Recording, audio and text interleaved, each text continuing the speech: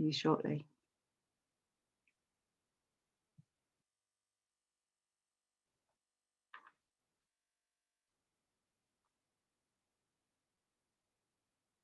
Good morning, everyone, and welcome to the second webinar in our series. And thank you to those of you that were able to join us yesterday. For those of you that weren't able to join yesterday or don't know us, we are the Aging Better programme. And the Aging Better programme is a national programme with 14 partners working across England. And our work is focusing on services for older people. And our aim is to reduce loneliness and isolation within the older people community. Today, this webinar comes from Birmingham and Bristol. And we are really sort of excited today to welcome the panel talking about microfunding and the co-production work that has been happening in Birmingham and Bristol around bringing microfunding to their local communities. And the aims of the webinar is to raise awareness of the impact that small grants can make to a local community, to motivate people to apply for small grants in the future when they are available within their areas, and to give an overview of the useful tips and resources that will be available in our toolkit, which we'll be launching during our Festival of Learning during April and May later this year. And we'll talk a little bit more about the toolkit within the webinar. So just a little bit of housekeeping before we get started today. The webinar will last for around 45 to 50 minutes, and there will be a mix of content. We won't be interacting with you directly today as it's a webinar, but you will have the opportunity to put your questions to our panel today. And there is a Q&A box, chat box available to you to put your questions in there if you would, when we get to that section. So we will start with a short overview of how the small grants programmes worked in both Bristol and Birmingham. And then we will hear from people who receive the funding themselves and the impact that it's had on them. And we'll also get some insight into being a funding panel member. And one of our funding panel members is here today, who helped to co-produce the funding panel and the application process. And then we'll move on to talk about our toolkit and what tips and resources it will cover and how you can get hold of that. And we'll end with the Q&A. So as I said, please use the chat box to ask any questions that you'd like. And we are recording the webinar, so it will be publicly available afterwards for anyone that couldn't attend today, or if you would like to watch the webinar again after the live session.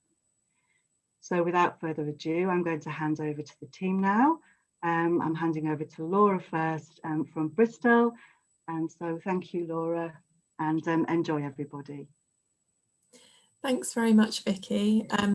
Hello, everyone. My name's Laura Thacker. I'm Joint Head of Programme for Bristol Aging Better. So we're just going to start with a brief overview. And I guess it makes sense to start talking about the two small grants programmes first, before we move on to the other content. And both Bristol and Birmingham programmes offered small amounts of funding of up to £2,000 to support local community activities that would help to reduce loneliness and isolation in people aged 50 and over. A key feature of this funding was that the person making the application needed to make sure that they were doing it together with people aged 50 and over, not doing it to them, and not just making assumptions about what this group might want. This involved reaching out to different people in the community to get their thoughts and ideas. And in many cases, people over 50 took the lead and ran the activities themselves. By making sure applications involved the community in this way, it made sure that the activities were relevant. It made sure that they were more enjoyable for the people involved. And also the activities were more likely to continue running after the funding had finished. So the Bristol programme ran for 4 years and the Birmingham programme ran for 5 years. And since April 2020, Birmingham have actually continued with their microfunding with a transition fund offering up to £500 to groups to help them to adapt activities to the COVID-19 pandemic. And both programmes also involved people over 50 in making decisions about which applications were funded. We'll hear from some of the funding panel volunteers later in the webinar. And on the screen you can see how many applications they funded over this time. So with Bristol, we had a total of 146 applications over the 4 years, and Birmingham had a total of 316 applications over 5 years. So I'm just going to tell you a little bit about the types of activities that were funded. So as you can see, there were a wide range of activities and applications came in from all types of individuals and community groups. So we had arts and crafts and exercise, and those are the most popular types of group funded. And trips out and activities that involved cooking and food were also very popular. Lots of people who had applied to our schemes and set up their own group had never done something like this before, but the small amount of funding allows people to try out different ideas and kickstart an idea that perhaps they've had for a while but didn't have the money to do. So it's really important that there are a wide range of groups and activities available in communities and that they are also run and shaped by their own members. So we're now going to hear of some examples of how our microfunding schemes have had an impact. So handing over to Claire now. Thanks, Laura. Hi, everyone. I'm Claire from Bristol Aging Better. So as Laura says, now that we've had a bit of an overview of the two schemes, we're going to move on and hear from some of the people who actually received the funding and hear how it's impacted their groups and their communities. And just to say before we start that this is only a few people. It's not possible to have included all of the activities in this webinar, but more examples and more case studies will be available in the toolkit. So we're going to start off with a short video from a gardening group in Birmingham. Shall I grab? The button goes up the back. Yeah. So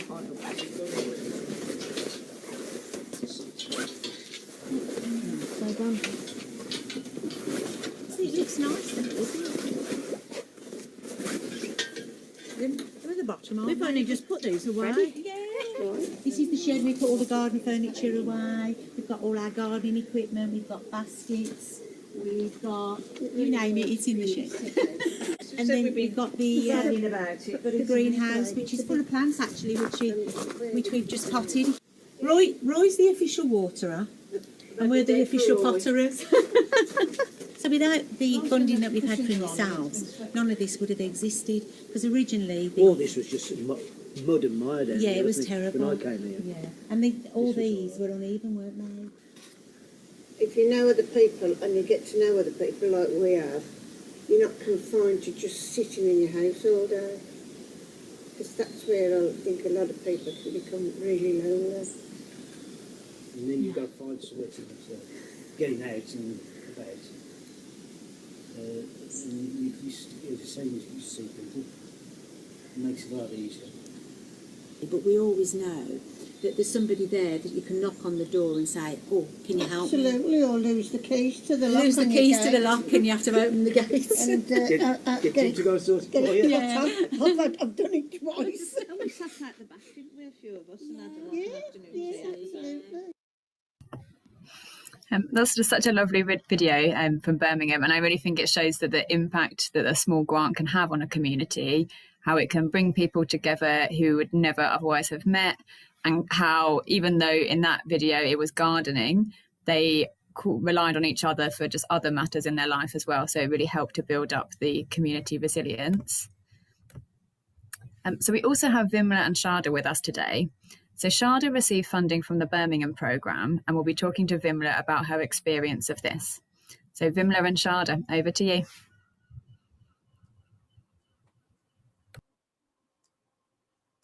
Hi, Vimla. Hi.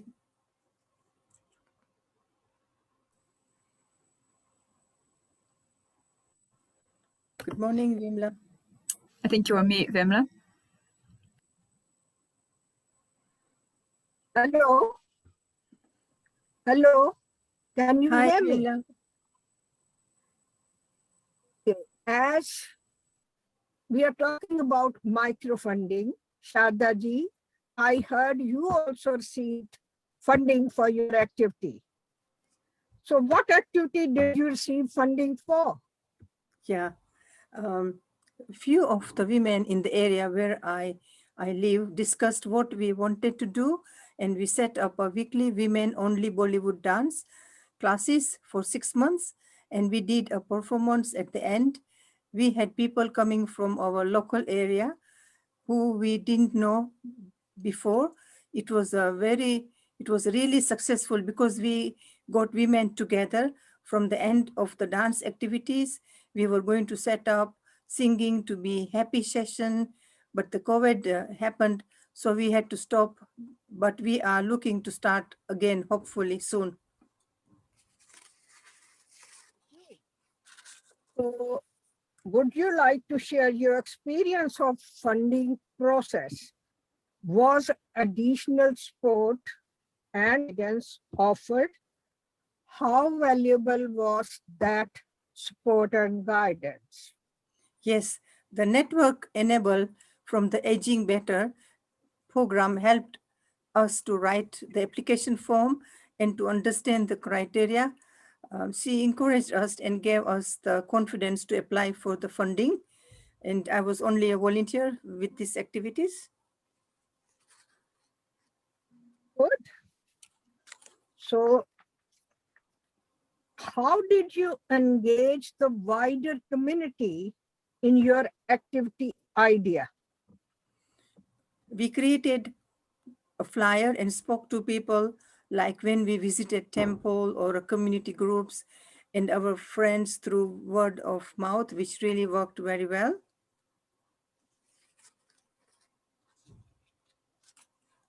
So please tell me, how did you and your group feel when you were told your application has been successful?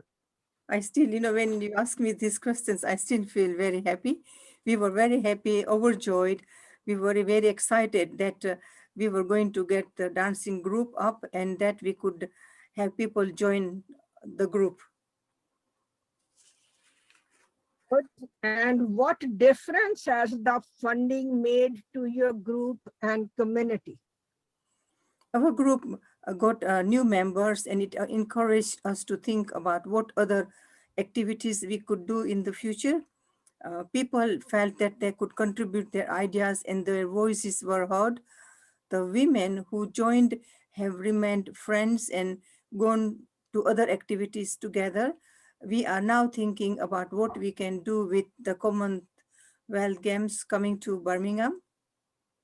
Thank you. That's good. So you proved it that success breeds enthusiasm and confidence. Thank you. Yes, thank you very much. Thanks both. And just to say that Vimla will be on the panel at the end of this webinar as well. So if you have any further questions, then do feel free to ask her then. And so just moving on to the next slide, the last of our examples that we want to give in this webinar is to show how an activity can grow and develop after receiving a small grant. So Judith from Bristol spoke to Donna, who received £1,000 for tools and equipment to set up a repair cafe and a men's shed.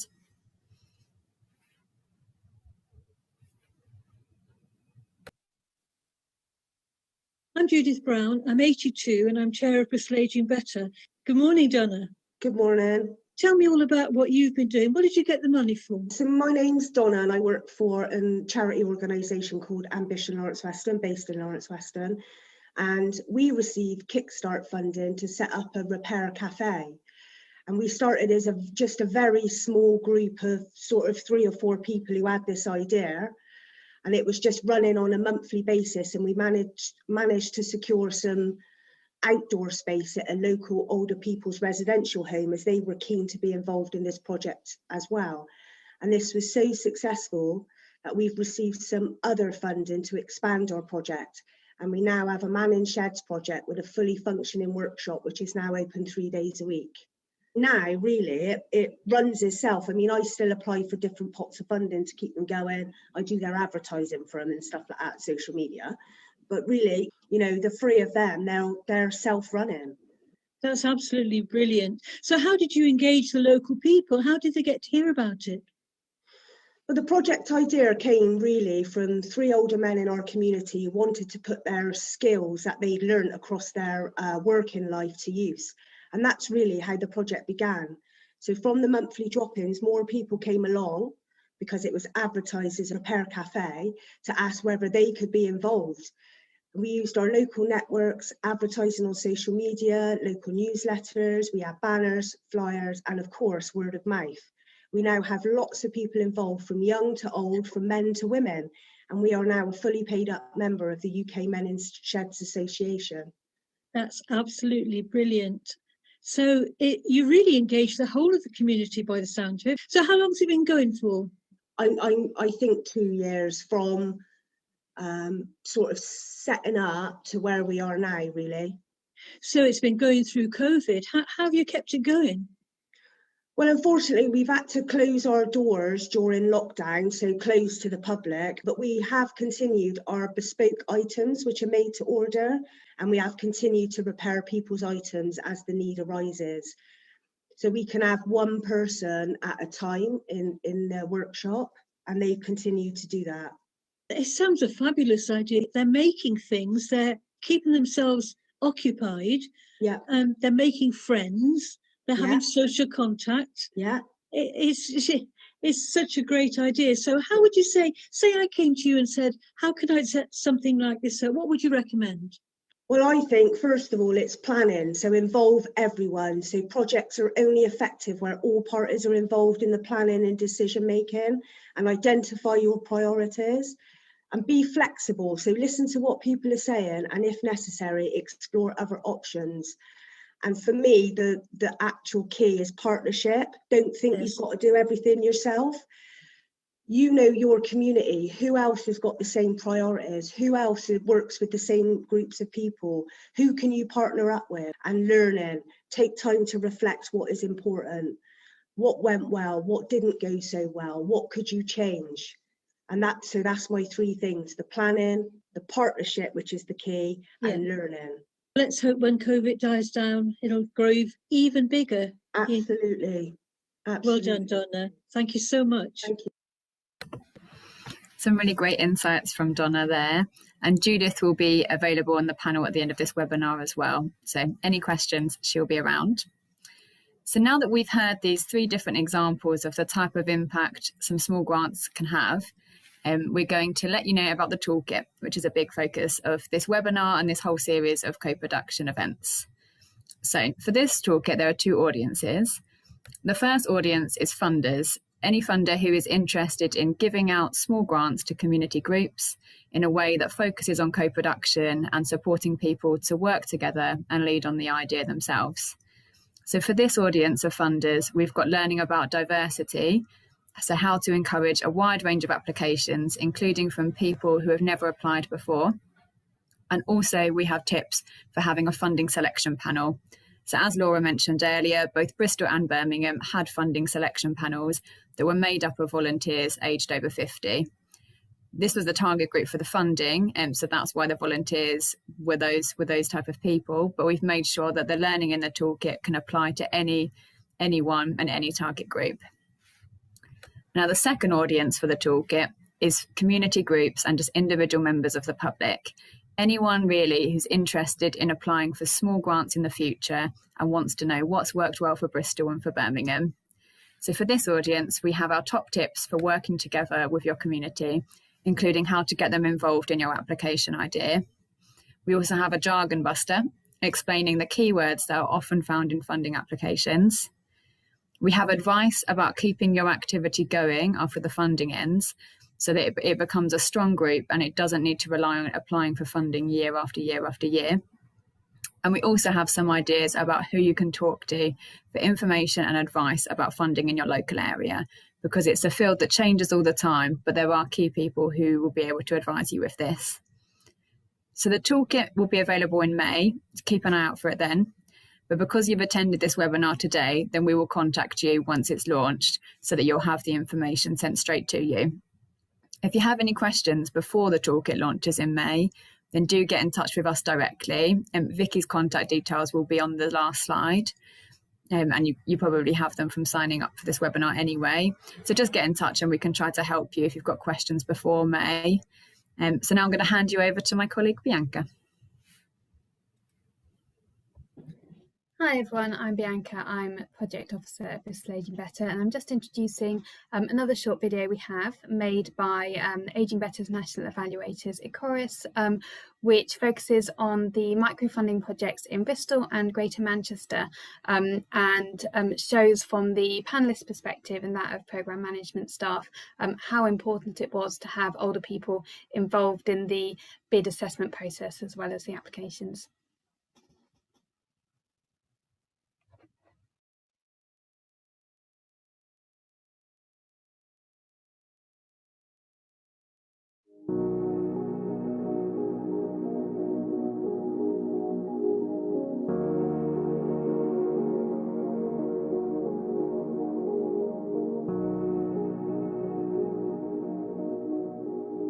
We've taken an approach to reduce social isolation of older people by building age-friendly communities. And within this, microfunding underpins our whole approach. It's giving control of the spending to people in communities to make lots of changes in the place they live, to make it easier to keep and build connections. And that was something that was key for us, is making sure that people felt that they could actually solve a problem, fix something, work through something, and have a voice in their community where they feel passionate about and live and love that local area. And they've been able to make a difference now there because of this microfunding pot. We're investing in communities, we're not delivering services. It's about encouraging the groups to have the confidence so they can decide what they need. They decide what they want, what they think will work in their areas. The application form is really simple. It just asks them a list of really simple questions and just asks them to fill in a basic cost breakdown on a sheet. So it's a lot more accessible.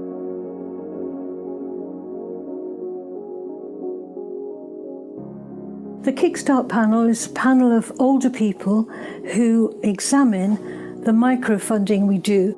We give the money to the people, power to the people, so that there isn't any layers of bureaucracy in between. They can have some of the money the following week, so it's not a long process. I think that's key to making a difference. And it's really important as well to have a paid employee helping to coordinate the whole structure. So whenever there's been a monthly meeting, it's been about saying to people, you know, we've put these through, what do you think? This is the progress, this is where we're up to, that's worked, that's not worked. Has anybody seen anything else work? Do we need to change anything? It feels like a real privilege to have worked with this group of older volunteers who just bring so much integrity and experience. They don't steer our decision making, you know, they are able to contribute extra information if we don't have it. I sometimes feel quite guilty about the fact I get more out of this in terms of satisfaction and reward than I put in terms of agonising over the small print. It's been a wonderful experience for me.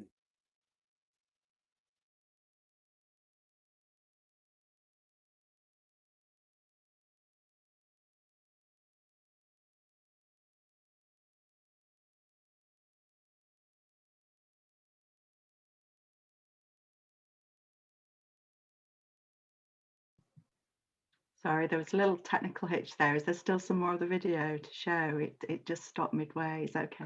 Okay.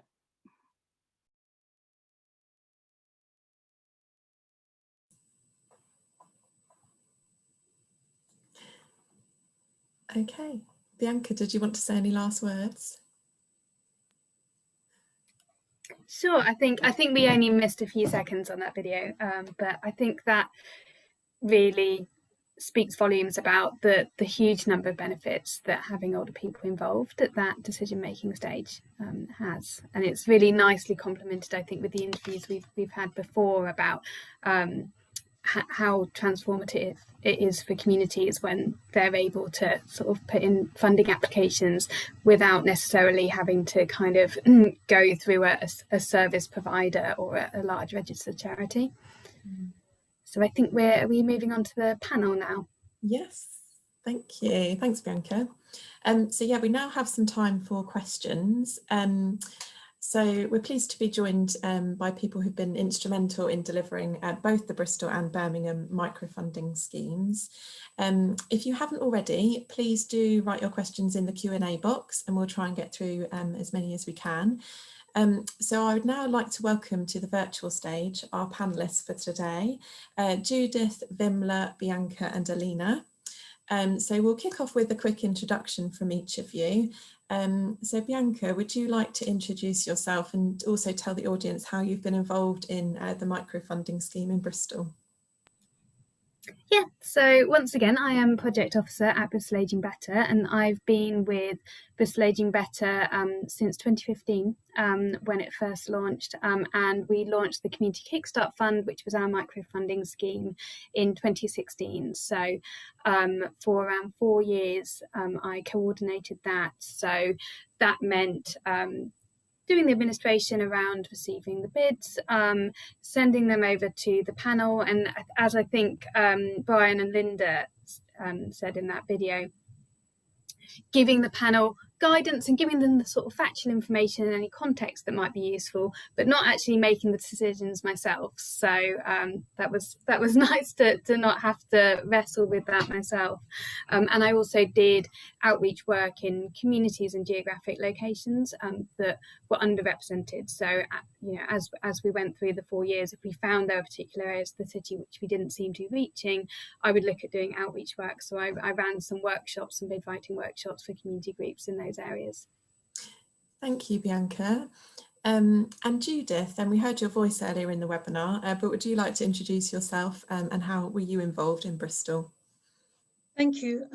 I'm Judith Brown, I'm 82 and I was one of the original group that applied for the lottery money, so I was very relieved to get it. I'm now chair of Bristol Aging Better. I'm Bristol Older People Forum ambassador. We've got 3,000 members across the city, and I'm an Age UK Bristol trustee. Thank you, Judith. And Alina, welcome to the stage. Please could you introduce yourself and tell us your role in Birmingham's microfunding scheme? Thank you. Yeah, so my name is Alina Rosen and I work for Aging Better in Birmingham, and I'm the equivalent of Bianca. So I'm responsible for the funding that we had in Birmingham called the Aging Better Fund, which is still live. So we've been going since 2016, and as Laura explained, we've had about over 300 applications so far. That's been successful, and I'm just responsible for making sure that works. Yeah. Brilliant, thank you, Alina. And last but not least, Vimla, would you like to unmute yourself and introduce yourself and tell us how you have been involved in Birmingham's microfunding scheme?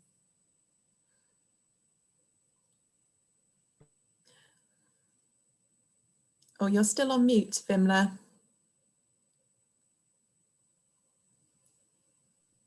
That's it? Part of Age of Experience group in Birmingham, and in that role I sit on the funding panel. I enjoy every bit of it, and I'm learning a lot. Also, I bring local expertise to the panel because I'm a member of a wider community. That's enough for the time being, I think. Brilliant, thank you. Okay, so we've had a couple of questions through the Q&A box. So the first one is, how do the panel reach a consensus when awarding grants? Bianca, do you want to start us off with that one? How did it work in Bristol? I mean, I think the first thing to say is it worked incredibly well in Bristol. We may have been lucky, but I like to think that co-production is a very organic thing, that when people know that they are genuinely being involved democratically, that more democracy happens. So, I mean, yeah, our panel was absolutely fantastic. Everyone brought different experiences and insights, but that they tended to make decisions collectively. So what we did was the panel would receive the applications ahead of the meeting where we come together to decide what was going to be funded, and they'd score against, I think it's about 5 criteria. So they'd give a score between 1 and 5 for each, which would give them a total score for the bid.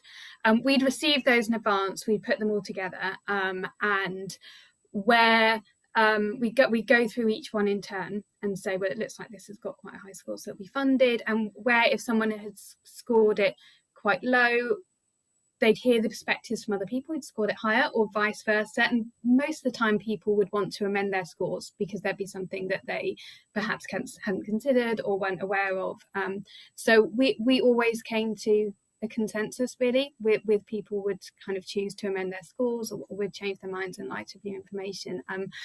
Judith might be able to say a little bit more about how that worked from her perspective, being on that panel. Yeah, it was really good.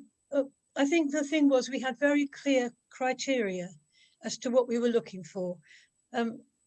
If it didn't immediately say, this is how we contacted older people and this is what they said, you know, forget it. We sent it back for them to look at it again, because this was the really important thing about it, that older people were going to say what they wanted to happen in their community, and it was our job to see how you could get it for them, or they could get it for themselves. And because the criteria was so clear, by the end of the period, I mean, we had several turnovers of members as people came and left, but it was always the same. We all worked together, and then by the end of the time, very often the scores were identical. You know, you'd go around the table and somebody say 4.6, 4. It was amazing how close we became in what we were looking for and what we were going to say. I don't remember a single, I was there from the start, and I don't remember a single occasion when we had a real difficulty with people. Brilliant. And I like what you've said about the fact that you send it back to applicants as well for them to adjust their, adjust the application to suit, to help them a bit more as well. And just to say, we've had a question in the chat about whether the microfunding is available to neighbouring areas in Bristol, and the microfunding has stopped now in Bristol, unfortunately. It's the Birmingham one that's continued, but it was just for Bristol area. It wasn't for outside of that. So, okay. And Alina, how did you all come to agreements, or how do you come to agreements in Birmingham? I think Vimla will agree it's very similar to the way they did it in Bristol as well. Around we had a sort of scoring. The scoring for us in Birmingham was more around the directing the conversation and the discussion of the panel to sort of see what people were thinking about different applications. I think what was really important, and this has been emphasized, when you have people from different backgrounds, people have different experiences. So you come together on the panel and you bring something else that someone else hasn't thought about. And I think that's really key. But what Judith mentioned, which is around feedback. So in Birmingham, if someone was unsuccessful, we gave them constructive feedback that was put together with a panel in the meeting. And that feedback was then put to the applicant together with there was a phone number they could call if they wanted more feedback. There was an email address. So having that sort of conversation with applicants saying, you weren't successful this time, but do come back. You just need to consider how you're going to make this sustainable, or how you will reach older people in your area, or older people who are carers, or whatever their activity was focused on. Brilliant. Thank you, Alina. I just wondered also what I know we touched on earlier, the fact that older people are involved in the panels and deciding which groups get funding, etc. But as a group, why do you think it's important to have both citizens and professionals on a panel like that? Vimla, what are your thoughts about having both older people and professionals? I personally think as we are talking about co-production, that is the main criteria for co-production, to have citizens and the organizations. So by doing this way, we taps on the local expertise by bringing the citizens in, and also it builds legitimacy. When people see that communities also actively participating, so they don't have to, organization don't have to struggle too much to have their idea accepted by the community.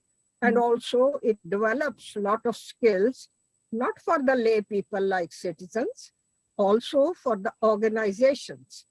Organizations learn a lot about community needs and culture of individual communities. And it is a sort of exercise for capacity building for professionals. So in my opinion, working together brings, and it improves quality of life for the city. Thank you. Thanks. So lots of benefits then. And Judith, do you have anything to add to that in terms of having both older people and professionals on the panel? I think Vimla's absolutely right. Absolutely right in what she said. It builds communities' cohesiveness together. Because up to now, let's be honest, up to now, older people have had things done to them. Professionals have thought, oh, this would be good for them, oh, that would be good for them, oh, that'd be good for them doing this. And it's been put on top of older people. But this is totally different and new, and that's why I'm so excited about co-production, because it's going into a community and finding out what they want and then working together to help them get it. And there's so much both professionals and older people can learn from each other. Absolutely. Thank you both.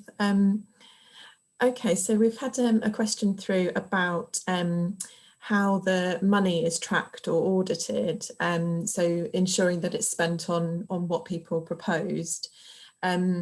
So as part of that, do we ask for receipts and things like that, or is there trust involved? Bianca, what happened in Bristol? Can you give us an overview? Yeah, so in Bristol, the way that we set up the Community Kickstart Fund is that rather than the groups receiving any cash grants, they'd actually receive the goods and services that they outlined on their application forms. So what that means is that I spent quite a bit of time passing over invoices to our finance team and also buying things on my work credit card as well. So whether it's buying tools from a men's shed or buying lots of balls of wool for a knitting circle or more unusual items. So that was actually for a sort of legislative reason, because we'd received a grant from the lottery, because we were a grant holder as Bristol Aging Better. We couldn't then pass on grants to other organisations, but it is actually a real benefit for two reasons. One, it meant that community groups could apply and they didn't need to be constituted in any way, and another was that it took away that kind of the sort of auditing process. It took away that need for them to scan receipts and sort of keep all of that. So I stored all of that. You know, we had a kind of folder where we made sure that we kept track of all the receipts so that we could show it to our auditors at AGK Bristol if we needed. But it did take away that administrative burden, and for us as well, where there were projects that ended up not being able to get going, or things changed, circumstances changed, it would just mean that we didn't buy those items, so we didn't have to claw back any funding. I mean, I should say that was only about 2 activities where we potentially would have been in a situation to claw back funding, but it's really good to not be able to do that. Yeah. Thank you, Bianca. And was it similar for you, Elena, in Birmingham? Yeah, I think one of the key things, if someone's setting up a microfund, having someone doing the administration is really, really helpful. Because what, like Bianca said, that means that you can reach those people who can't, so the really grassroots group who are not constituted, they don't have a bank account, they can't apply for the larger grants that are often out there. So sometimes they're sort of, they fall in between the gaps. So having a microfund where we're actually managing the admin side of things, and we're purchasing items for a group, that means you could reach those people who may not be eligible for other funding. So yeah, but having that administrator and actually putting resource into that has been really key to the success of the microfunds. Brilliant, thank you. Some good points there. Okay, we've had a very good question in, obviously, given that the lottery funding of these schemes is time limited and obviously coming to an end, how will, what suggestions do you have so that they are sustainable in the long term? I'm guessing that's the groups themselves. Do we have anyone that would be happy to answer that, or any ideas?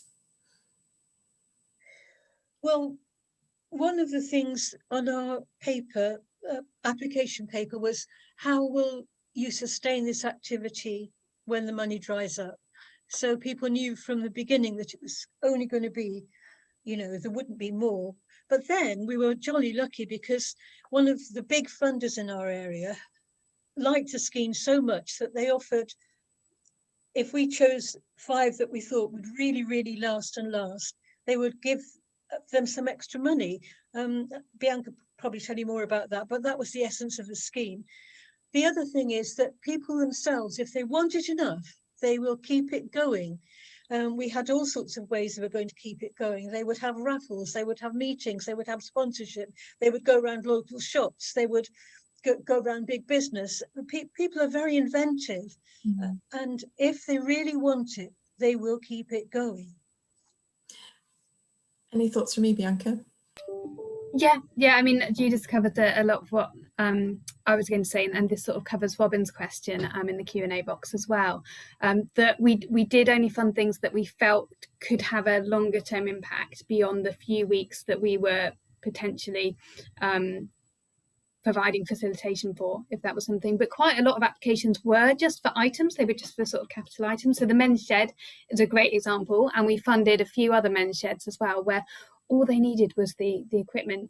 Some had a space they could already use. One was managed to get a shipping container for their shed for free. And that was entirely run by volunteers, so they could just run for as long as their tools wouldn't fall apart. They tend to last a long time, and they'd often be getting things like wood for free from recycling projects. So there were lots of really sustainable activities that we were able to fund. In terms of long-term funding to be able to continue to offer micro grants to new groups and new ideas, I mean, a big part of Aging Better is about bringing that evidence together around what works to transform communities and to increase social connection.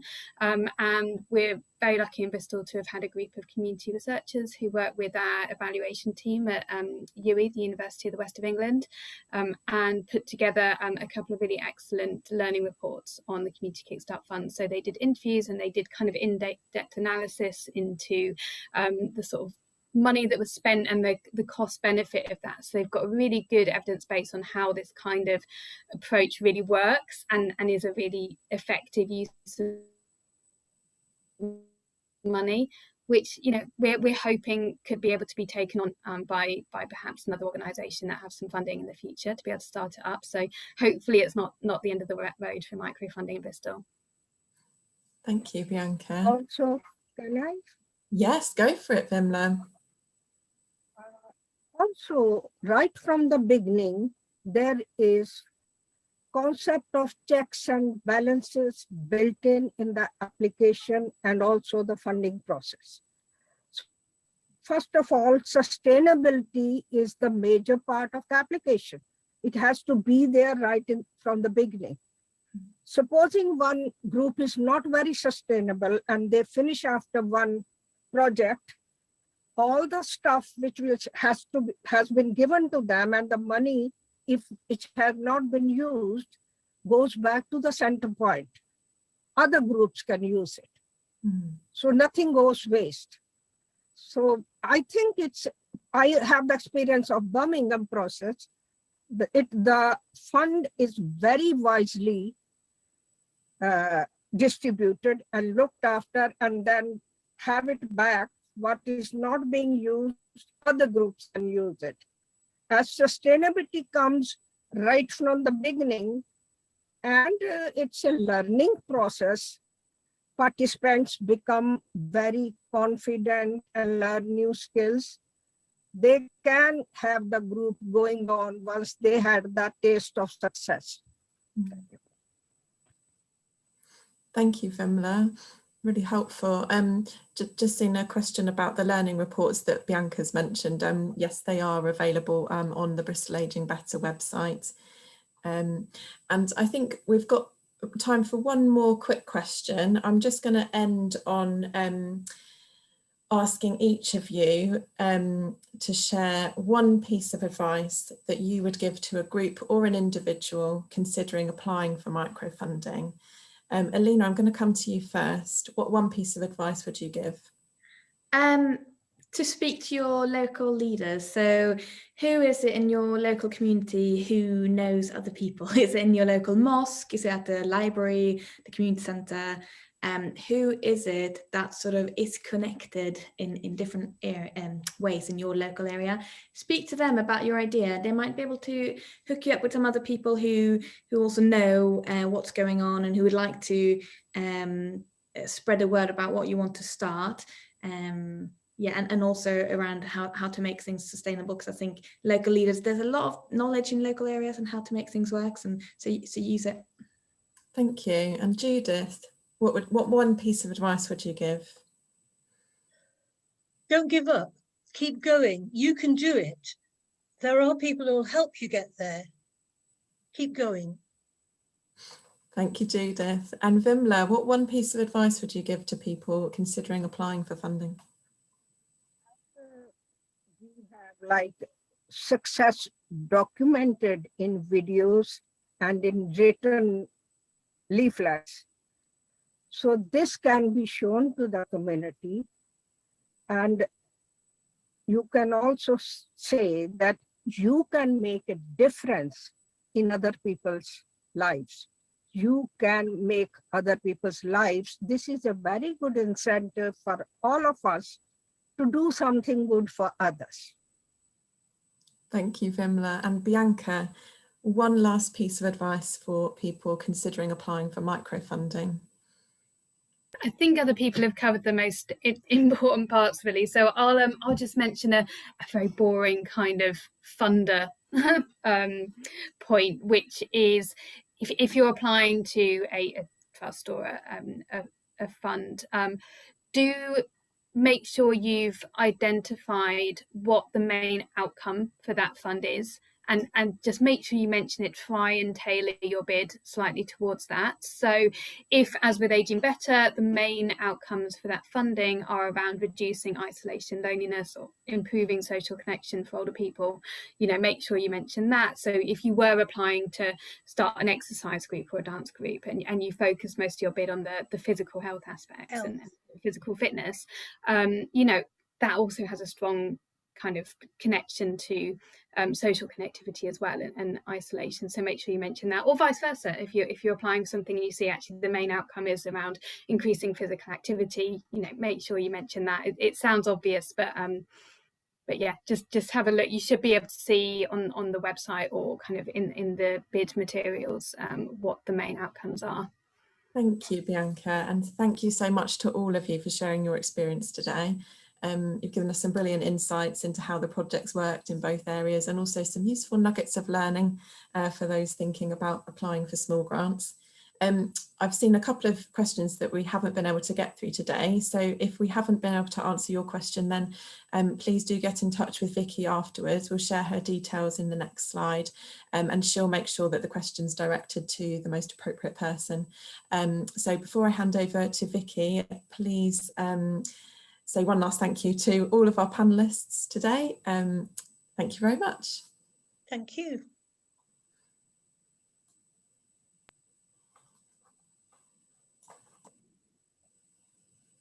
Thank you so much, Laura, and thank you to everybody. I've really enjoyed listening to that, and what a brilliant insight across both cities there in terms of what you've been up to around microfunding and all the great co-production work that you've been doing together. And thank you very much to everyone that's attended today, and I hope that that's been really helpful to you. I will actually take the questions whilst they're still up before I leave the meeting, so I'll make notes of the ones that haven't been answered today, and as Laura said, we'll make sure that they get answered for you, and we'll pose those to the appropriate panel member. So just to finish off then, I just wanted to say a big thank you to everybody that's taken part in this webinar today, and to everyone that's attended, and to those of you that are attending some of our other webinars that are coming up over the next weeks and months. So we've got a great one next week on the 17th of February with Greater Manchester around tackling equalities and identifying marginalised groups through co-production, and they will be showcasing their spatial approach. Yeah, so you should all have had the link actually to the Eventbrite page to see the full schedule. So if you would like to book onto any of the others that you haven't already booked onto, please do so. Yeah, the Festival of Events will actually kick off in April, and Bristol and Birmingham have very kindly shared their contribution to that toolkit today, and their contribution around microfunding. And it is very much, just picking up on one of the questions in the Q&A, it is very much about sharing our learning so that people can take that learning forward and transfer that learning into your own particular sectors, areas, communities, from whatever perspective that you come. So our toolkit will very much speak to all audiences, strategic, operational, community and grassroots audiences. So you can take learning from that toolkit that applies to you, and that you can then take that forward and use that in the future and help us to expand on the work that we've done, and hopefully you can take that forward and make that your own. So yeah, I don't think I've got anything else to share with you. So thanks again for coming along today. And if you have got any other questions that crop up afterwards, then just drop me an email. My email's on there, but you should have it in the invite that I sent out to you as well. And we'll get the recording over to you once we get that sorted out. So I'm going to close the webinar now. Yeah, I hope to see you again. Thank you very much.